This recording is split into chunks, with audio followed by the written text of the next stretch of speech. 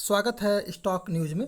अगर आप मेरे चैनल पे पहली बार विजिट कर रहे हैं तो सब्सक्राइब करें ताकि आपको लेटेस्ट इन्फॉर्मेशन मिलता रहे। भारत की logistic service provider company delivery के बारे में आज हमारी बात होगी, क्योंकि आज जो है इसकी शेयर बाज़ार में लिस्टिंग हुई है।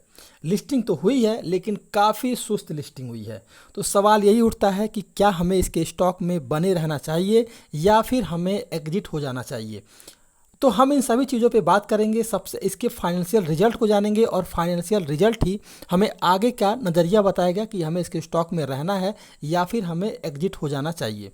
इन सारी चीज़ों पे आज हमारी बात होगी। इससे पहले जो है, अगर आज की बात की जाए तो इस शेयर का जो आईपीओ में जो प्राइस बैंड था वो लगभग 487 रुपये के करीब था, जबकि इसकी जो लिस्टिंग आज हुई है 493 रुपये के करीब हुई है।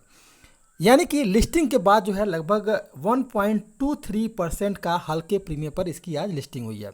हालांकि अगर देखा जाए तो लिस्टिंग के बाद शेयर में आपको हल्की फुल्की तेज़ी देखने को मिला था और लगभग ये स्टॉक 544 रुपये के करीब चला गया था, लेकिन प्रॉफिट बुकिंग के कारण 537 रुपये के करीब जो है ट्रेड होता हुआ ये स्टॉक आज बंद हुआ है। यानी कि आईपीओ में पैसा लगाने वाले निवेशकों को लिस्टिंग डे पर लगभग 12% तक का रिटर्न मिल चुका है। तो अब जो है सवाल ये उठता है, वोलेटाइल मार्केट में ठीक ठाक रिटर्न मिलने के बाद निवेशकों को अब आगे क्या करना चाहिए। के लिए जो है हम जो है डिलीवरी के फाइनेंशियल रिजल्ट को एक बार जानते हैं और इसकी जो रिजल्ट जो है वो एनुअल है, यानी कि वार्षिक है। तो अगर देखा जाए तो पिछले 3 साल के इस कंपनी के एनुअल रिजल्ट को हम देखते हैं।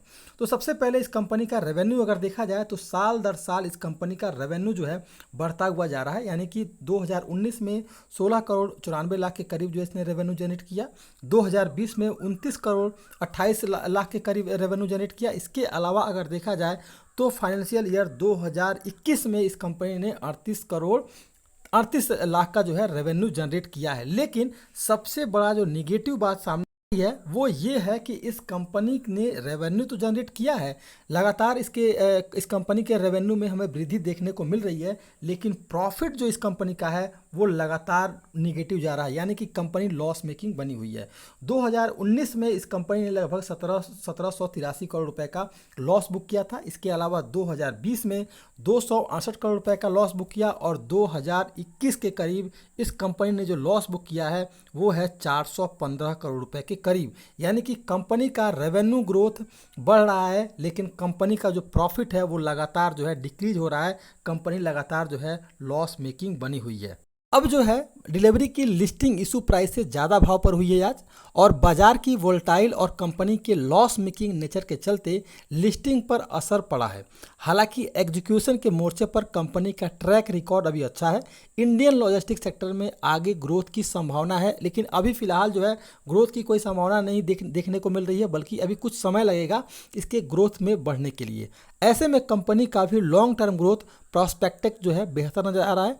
अगर आपने इसमें अब तक पैसे नहीं लगाए हैं तो तब तक इंतजार करें जब तक कि कंपनी जो है प्रॉफिट में नहीं आती है, क्योंकि कंपनी अभी लॉस बुक कर रही है। लगातार जो है 3 साल का मैंने रिकॉर्ड दिखाया है आपको, कंपनी लगातार जो है लॉस बुक कर रही है। तो जब तक कंपनी प्रॉफिट में नहीं आती है तब तक जो है इसके स्टॉक से दूरी बना के रखें। और इसमें जो है जिन्होंने भी इस स्टॉक में खरीदारी की है 450 रुपये का स्टॉप लॉस मतलब मजबूती के साथ 450 रुपये का स्टॉप लॉस लेकर के चले, क्योंकि अगर गिरावट आती है तो एक बड़ी गिरावट जो है इसके स्टॉक में हमें देखने को मिल सकती है। इस स्टॉक में खरीदारी तभी करनी है जब तक कि कंपनी प्रॉफिट में नहीं आती है, पहली बात। और दूसरी बात, 450 रुपये का हमें स्टॉप लॉस लेकर के चलना है। ये था डिलीवरी। अगर आप मेरे चैनल पे पहली बार विजिट किए हैं तो सब्सक्राइब करें ताकि आपको लेटेस्ट इन्फॉर्मेशन मिलता रहे।